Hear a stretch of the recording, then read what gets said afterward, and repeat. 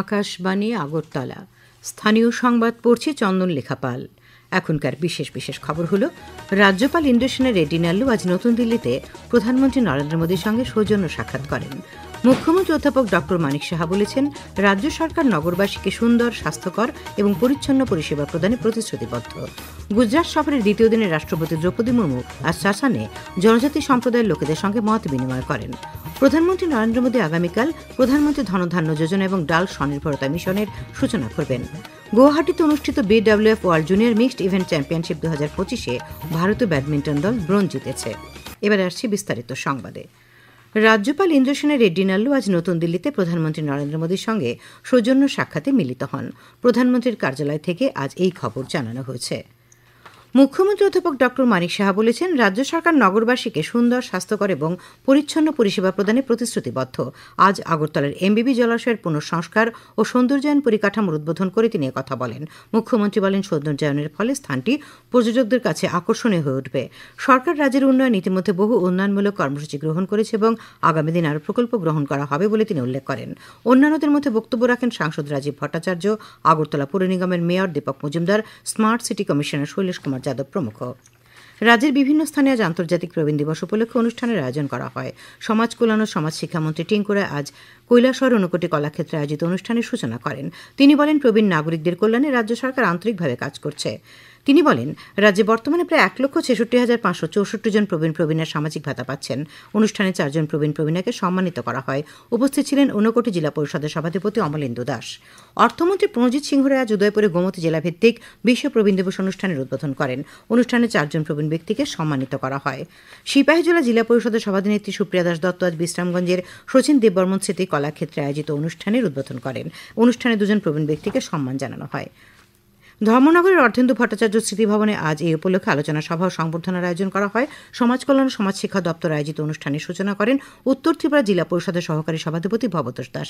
সেখানে 4 জন প্রবীণ নাগরিককে সম্মান জানানো হয়। খোয়াই নতুন টাউন হলে প্রবীণ দিবসের আয়োজিত অনুষ্ঠানে মহকুমার 115 জন প্রবীণ নাগরিককে সম্বর্ধনা জানানো হয়। উপস্থিত ছিলেন বিধায়ক পিনাকি দাস চৌধুরী, জেলা সভাপতি অপর্ণা সিংহ রায়, তেলিয়ামুড়া পৌর পরিষদের চেয়ারপারসন রূপক সরকার প্রমুখ। বিলনে অগ্নিবীণা হলে আয়োজিত অনুষ্ঠানের উদ্বোধন করেন দক্ষিণ জেলার জেলা পরিষদের সভাধিপতি দীপক দত্ত। অনুষ্ঠানে 4 জন প্রবীণ নাগরিককে সম্মান জানানো হয়। সমাজ কল্যাণ ও সমাজ শিক্ষা দপ্তরের পক্ষ থেকে প্রবীণ নাগরিকদের হুইল চেয়ার সহ বিভিন্ন চলন সামগ্রীও দেওয়া হয়। সারা দেশে কেন্দ্রীয় স্বাস্থ্য পরিবার কল্যাণ মন্ত্রকের সঙ্গে কেন্দ্রীয় শিক্ষা মন্ত্রক যৌথভাবে 3য় পর্যায়ের তামাকমুক্ত যুব প্রজন্ম অভিযানের 60 দিনব্যাপী কর্মকাণ্ডের সূচনা করেছে। জাতীয় পর্যায়ের এই অভিযানের আওতায় রাজ্যেও তামাকমুক্ত যুব প্রজন্মের ভাবনা বাস্তবায়নে গুচ্ছ উদ্যোগ বাস্তবায়িত হতে চলেছে। একটি প্রতিবেদন।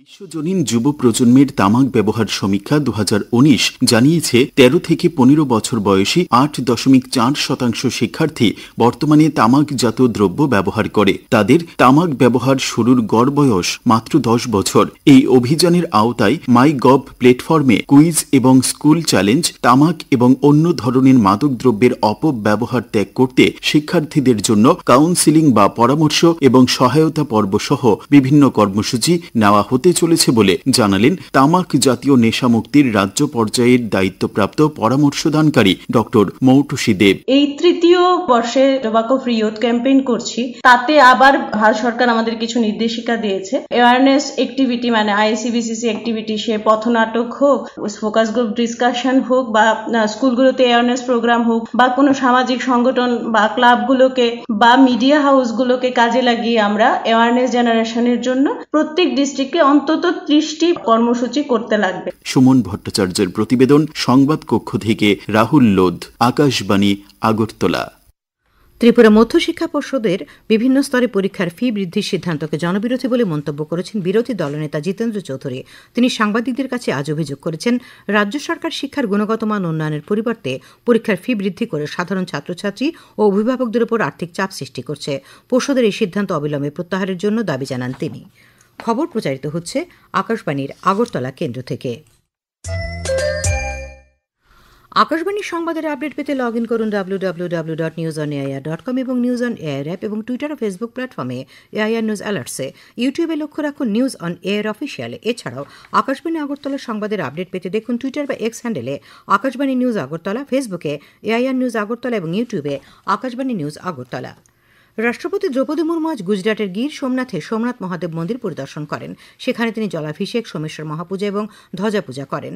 গুজরাটের পর্যটন মন্ত্রী মুলুভাই বেরা, জেলা সমাহর্তা এবং অন্যান্য বিশিষ্ট ব্যক্তিরা রাষ্ট্রপতিকে সেখানে স্বাগত জানান।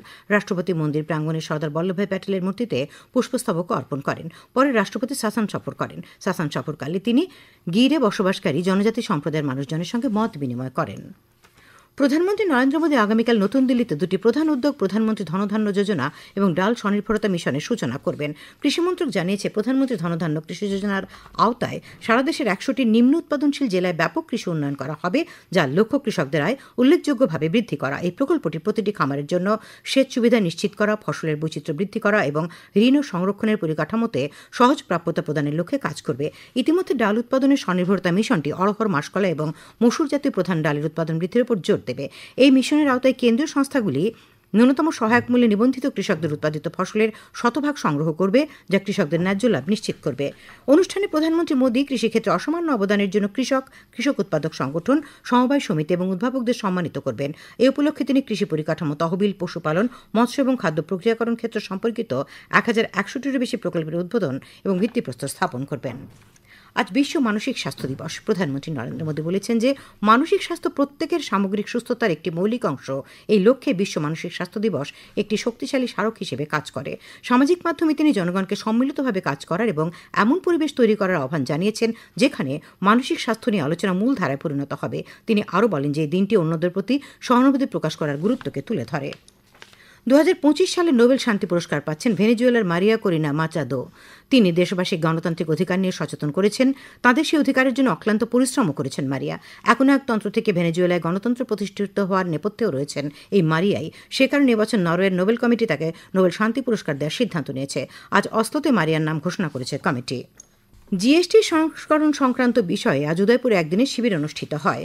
উদয়পুরের রাজস্বী হলে আয়োজিত এই কর্মশালার উদ্বোধন করেন অর্থমন্ত্রী প্রণজিৎ সিংহরা। জিএসটির হার সংস্কারের ফলে কী কী সুযোগ সুবিধা বাড়বে তা নিয়ে অর্থমন্ত্রী বিস্তারিত আলোচনা করেন।